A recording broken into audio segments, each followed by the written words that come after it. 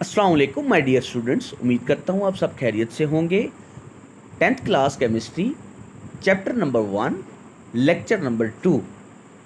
Last lecture में students हमने reversible और इरिवर्सिबल का कॉन्सेप्ट देखा था, जो मैंने आपको बहुत डिटेल में समझाया था, और ये भी कहा था कि नेक्स्ट लेक्चर में इंशाल्लाह रिवर्सिबल और इरिवर्सिबल को हम फुल फ्लैश कंप्लीट करेंगे, और इसको एग्जामिनेशन पॉइंट ऑफ व्यू से कैसे तैयार करना है, किस तरीके से लिखना है, वो मैं आपको एक एक बात बता दूंगा। प्रीवियस लेक्चर के भी कुछ पॉइंट्स मैं अगेन रिकैप करूंगा और फिर उसी से आगे कंटिन्यू करूंगा।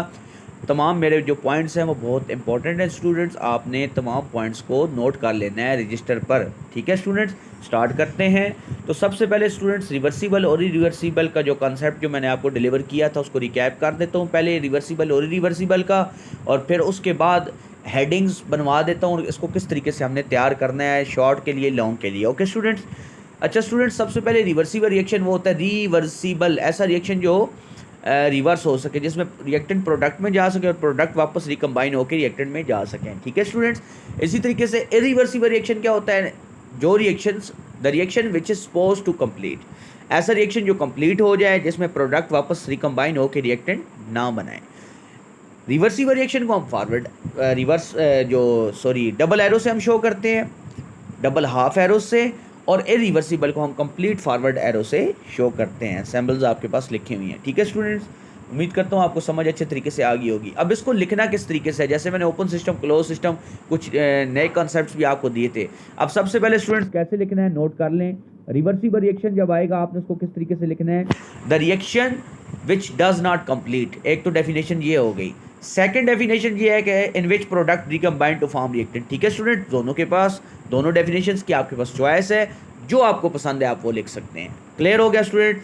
उसके बाद स्टूडेंट्स आएगा रिप्रेजेंटेशन। तो रिप्रेजेंटेशन में आपने डबल एरोज लगाने हैं, लेकिन ख्याल करना है स्टूडेंट्स कि दोनों एरोज जो हैं वो हाफ होने चाहिए। स्टूडेंट्स मिस्टेक करते हैं, वो को दोनों एरोज को कंप्लीट लगा देते हैं। कंप्लीट समझ रहे हैं ना स्टूडेंट, जैसे रिवर्सिबल का साइन है ना, तो वो दोनों को इस तरीके से अपोजिट डायरेक्शन में लगा देते हैं, ये रॉन्ग है। दोनों को हाफ एरोज हैं बेसिकली स्टूडेंट। ठीक है, half forward half reverse. Definition हो गई, दो मैंने आपको बताई। फिर स्टूडेंट्स नीचे रिप्रेजेंटेशन भी होगी, क्लियर हो गया। उसके बाद स्टूडेंट्स करेक्टरिस्टिक्स की आप हेडिंग्स डालेंगे। ठीक है, करेक्टरिस्टिक्स में आप दो करेक्टरिस्टिक्स देखेंगे। ठीक है, और मैं आपको यही रिकमेंड करूंगा कि आप रिवर्सिबल की डेफिनेशन ये लिखेंगे, in which product recombine to form reactant. ये डेफिनेशन ऊपर चली जाएगी, नीचे रिप्रेजेंटेशन आ गई। करेक्टरिस्टिक में आप ये डाल दें कि this type of reaction never complete. पहला इसकी करेक्टरिस्टिक आ गया। दूसरा करेक्टरिस्टिक में आप लिखेंगे this type of reaction always take place in close system. जिन मेरे स्टूडेंट्स ने पिछला मेरा लेक्चर नहीं देखा तो वो लेक्चर को भी जाकर देखें, और मैं अगेन बता भी देता हूँ स्टूडेंट्स, क्लोज सिस्टम वो होता है जिसमें ना कुछ चीज़ एंटर हो सकती है ना लीव हो सकती है। उसकी डिटेल पिछले लेक्चर में मैंने बताई थी। तो दोनों कैरेक्टरिस्टिक समझ आ गए स्टूडेंट्स, पक्की बात है। पहला क्या है कि students this type of reaction never completes, और दूसरा this type of reactions take place in close system. अभी तक क्या क्या हुआ है, डेफिनेशन, रिप्रेजेंटेशन, कैरेक्टरिस्टिक, और आखिर में स्टूडेंट्स हम करेंगे एग्जाम्पल्स। ठीक है, तो ये मैं आपको long question point of view से तैयार करवा रहा हूँ पहले। ठीक है ना, हेडिंग्स बना रहे होंगे आप साथ साथ, शाबाश, गुड। तो अभी फर्स्ट एग्जाम्पल जो आप लिखेंगे ना, वो आप क्या लिखेंगे, for example we inhale oxygen and exhale carbon dioxide, that's it. ये एग्जाम्पल हमारी कंप्लीट होगी। I am repeating, we inhale oxygen and exhale carbon dioxide. Last lecture में भी बताया कि ऑक्सीजन लंग्स की तरफ फॉरवर्ड डायरेक्शन में ऐसे जा रही है ना, और फिर लंग्स से जब कार्बन डाइऑक्साइड बन रही है तो वो बाहर आ रही है, तो दोनों की डायरेक्शन बेसिकली अपोजिट है, तो इसी वजह से ये रिवर्सिबल रिएक्शन हो गया। ठीक है, ये एग्जाम्पल भी आप कोट कर सकते हैं।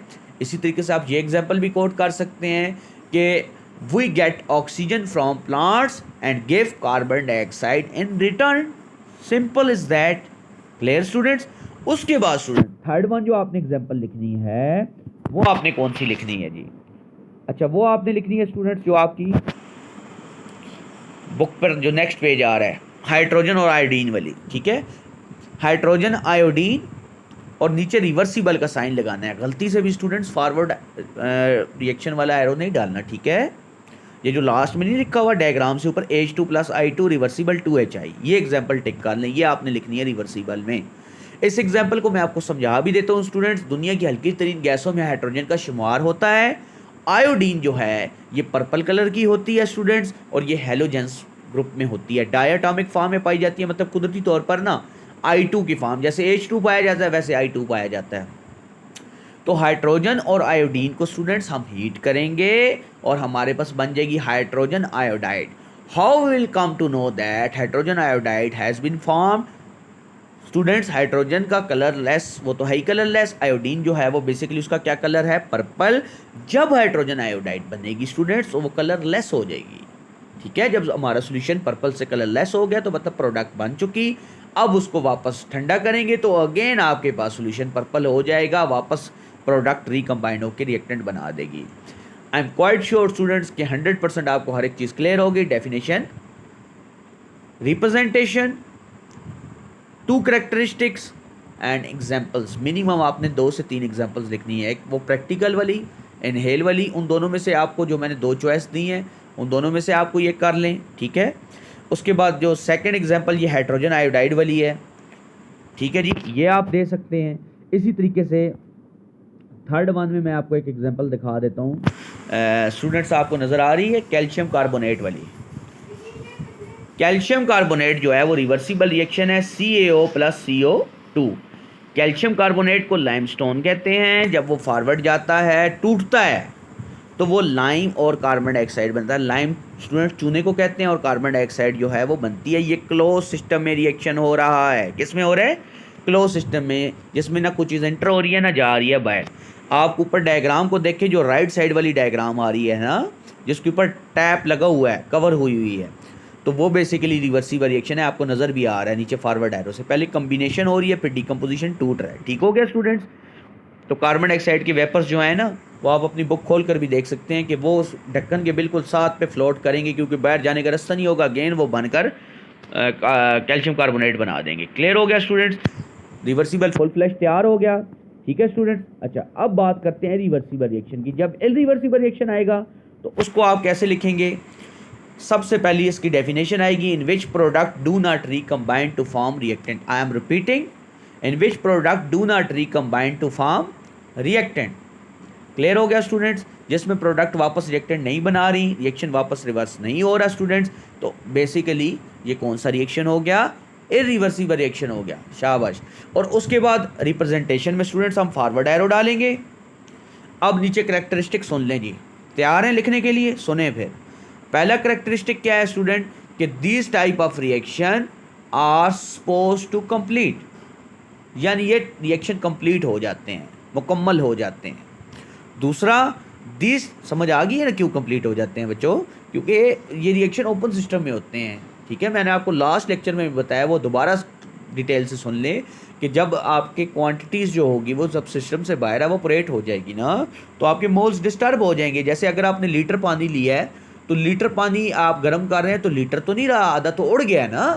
तो इस वजह से वो रिएक्शन कंप्लीट हो चुका है। आल दो वो वापस ठंडा होकर स्टीम वापस जाएगी लिक्विड में, लेकिन स्टूडेंट्स क्वांटिटीज डिस्टर्ब हो गई हैं। जब क्वांटिटीज डिस्टर्ब हो जाती हैं तो आपके पास वो रिएक्शन इरिवर्सिबल होता है, मतलब वो कंप्लीट हो गया। Okay students, so by the way anyhow हम वापस आते हैं। हम बात कर रहे थे रिवर्सिबल को तैयार कर रहे थे। डेफिनेशन हो गई, product recombined to reactant, representation भी फॉरवर्ड एरो की हो गई। This type of reaction are represented by forward. और रिवर्सिबल को भी आपने ऐसे पूरी लाइन में लिखना है, ये नहीं कि सिर्फ एरो बना दें, ठीक है ना। उसके बाद students characteristic, this type of reaction take place in open system. Clear? दूसरा कैरेक्टरिस्टिक स्टूडेंट्स आप क्या लिखेंगे कि this type of reactions are suppose to complete, जो मैं पहले ही बता चुका हूँ। 2 कैरेक्टरिस्टिक भी हो गए, डन। अब बात करते हैं एग्जाम्पल की। सबसे पहले स्टूडेंट आप ये वाली एग्जाम्पल लिखेंगे कि हाइड्रोजन ऑक्सीजन से मिलकर वाटर बना रहा है, ठीक है। आपको नजर आ रहा है ना reaction, 2H2 + O2 2H2O। Reaction balance है। देखें ज़रा लेफ्ट साइड पर, जो लेफ्ट साइड पर स्टूडेंट्स हमेशा जो चीज़ कंबाइन करती है उसको रिएक्टेंट कहते हैं, और राइट साइड पर जो चीज़ बनती है उसको प्रोडक्ट कहते हैं, ठीक है स्टूडेंट्स। तो आप अगर देखें तो 2H2 + O2, 2 2s are 4, और प्रोडक्ट में 2 को ज़रा 2 से मल्टीप्लाई करें 4, तो वाटर बैलेंस है। प्रोडक्ट रिएक्टेंट साइड पे ऑक्सीजन भी 2 हैं और प्रोडक्ट साइड पे 2 1s are 2 ऑक्सीजन भी 2।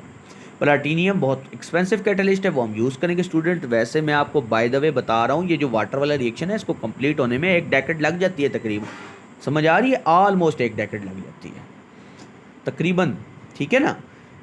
अच्छा, एक एग्जांपल आप ये नोट कर लें जी, डन हो गया जी। अगली एग्जांपल आप जो है वो ये ऊपर वाली नोट कर लें, हाइड्रोजन प्लस आयोडीन। डेल फिजिक्स में तो हम चेंज को कहते हैं, केमिस्ट्री में इसका मतलब क्या होता है, हीट, 2HI, ये आप करते हैं, ठीक है जी।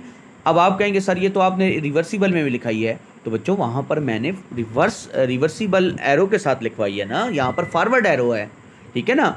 रिएक्टेंट से प्रोडक्ट बनेगी, प्रोडक्ट ने वापस थोड़ी आना है, ठीक है ना। तो शाबाश आपने ये लिख लेनी है। अच्छा, फिर उसके बाद 2 हो गई जी। थर्ड पर आप ये लिख लो, लाइम प्लस कार्बन डाइऑक्साइड मिलकर कैल्शियम कार्बोनेट बना रही है, ठीक हो गया जी। ये भी आपके पास रिवर्सिबल है। आपको कैसे पता चला, वो बच्चों हमें एरो से पता चला, ठीक हो गया। तीनों एग्जांपल्स डन हो गई, फुल फ्लैश लॉन्ग तैयार हो गया, शाबाश। अब स्टूडेंट्स अगर शॉर्ट में आता है तो आपने डेफिनेशन, रिप्रेजेंटेशन और एक एग्जांपल लिख देनी है दोनों की, तो आपको पूरे 2 मार्क्स मिल जाएंगे, और लॉन्ग में लिखेंगे तो 4 मार्क्स मिल जाएंगे, ठीक है स्टूडेंट्स। लास्ट में यहाँ पर एक और शॉर्ट क्वेश्चन भी आएगा, वो भी हम देख लेते हैं कि reactant differentiate between reactant and product. ये जो आपका टॉपिक लिखा हुआ है ना, आपके सामने डिस्प्ले हो रहा है, reversible reaction and dynamic equilibrium, आपकी बुक पे ये 2nd पेज होगा। तो बच्चों इसमें सबसे पहले रिएक्टेंट की डेफिनेशन क्या होगी, पहली लाइन में देखो, इन chemical reaction the substance that combine, जो आपस में मिलती हैं, रिएक्ट करती हैं। बिरयानी बनाते हो, चावल, चिकन, मसाला जात आपस में क्या होता है, मिक्सअप होता है, तो आगे जाकर क्या बनती है, बिरयानी बनती है, मज़ेदार सी है, वो प्रोडक्ट है, वो बन चुकी है। इसी तरीके से स्टूडेंट्स जो आगे सब्सटेंस, इसको आप सब्सटेंस फॉर्म की जगह आप लिखेंगे in chemical reaction the new substance formed are called products, clear. फिर आप क्या करेंगे, ये जो वाटर वाली एग्जांपल है ना, इसको रफ वर्क में लिखकर आप लिखेंगे कि उसको रिएक्टेंट अलग कर लेंगे ना, H2 + O2, आप लिखेंगे when H2 and O2 these are reactant, और फिर आपके बाद वाटर लिखेंगे प्रोडक्ट, या आप पूरा रिएक्शन नीचे लिख के लेफ्ट साइड वाला जो 2H2O2 इसके नीचे ब्रैकेट में आप लिख देंगे रिएक्टेंट, और प्रोडक्ट वाली 2H2O आपको लिख देंगे प्रोडक्ट। क्लियर हो गया स्टूडेंट्स, उम्मीद करता हूँ 100 के 101% आपको क्लियर हो गया। In case of any confusion you may ask fluently in the comment section, I will always be available to solve your queries, ठीक है स्टूडेंट्स। अगले लेक्चर के बारे में मैं थोड़ा सा आपको बता दूं कि अगले लेक्चर में हमने क्या देखना है स्टूडेंट्स। अगले लेक्चर में मैंने आपको डिटेल से बनानी है, इक्विलिब्रियम स्टेट्स को डिटेल से देखेंगे और उसकी पॉसिबिलिटीज़ को देखेंगे, ठीक है। फिर reversible reaction with help of graph, जो कि एक इम्पॉर्टेंट लॉन्ग क्वेश्चन है, तो चैप्टर बहुत इंपॉर्टेंट है, स्टे ट्यून रहिएगा। इंशाल्लाह आपके सर आपको यहीं पर सब कुछ तैयार करवा देंगे, ठीक है। किसी किस्म की टेंशन आपने नहीं लेनी, बस सिक्वेंशियल ऑर्डर में लेक्चर्स को देखना है। बाकी डिफरेंट क्लासेस के भी लेक्चर्स आ रहे हैं स्टूडेंट्स, क्योंकि मेरे फेडरल बोर्ड के भी स्टूडेंट्स हैं, तो फेडरल बोर्ड के भी लेक्चर आ रहे हैं, 9th-10th के भी आ रहे हैं, ठीक है। आप जिस जिस क्लास में पढ़ते हैं तो आप चैनल को सब्सक्राइब कीजिए, बेल आइकन को क्लिक लाजमी कीजिएगा, आपको नोटिफिकेशन आता है तो आप उसकी डिस्क्रिप्शन से पढ़ लेते हैं कि ये लेक्चर किसके रिलेटेड है, ठीक है।